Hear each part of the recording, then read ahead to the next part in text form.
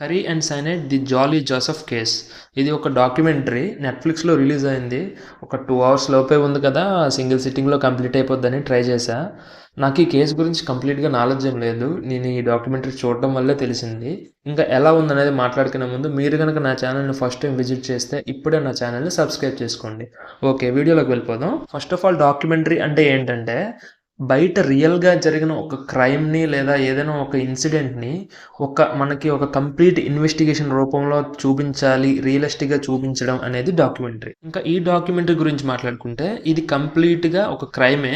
ఒక లేడీ జాలీ జోసెఫ్ అనే ఒక లేడీ ఒక సంతోషం కోసం, డబ్బు కోసం, అధికారం కోసం, హ్యాపీనెస్ కోసం, తను కోరుకున్న వాడిని దక్కించుకోవడానికి కోసం ఎంతమందిని చంపింది? 6గురిని చంపింది. ఎలా? ఒక సైనిన్ని యూజ్ చేసి చంపింది అనేది ఒక రియల్ స్టోరీ అనమాట. వీళ్ళ ఫ్యామిలీ మెంబర్స్‌కి కనిపెట్టలేరనమాట. 6 మెంబర్స్ చనిపోయిన తర్వాత రీఇన్వెస్టిగేషన్ చేయించి తెలిస్తే ఇలా చంపుతుందని తెలిసింది. తెలిసిన తర్వాత ఆమెను అరెస్ట్ చేయడం వీటన్నిటిని ఒక రియల్ ఇన్సిడెంట్స్ ద్వారా చూపించారు.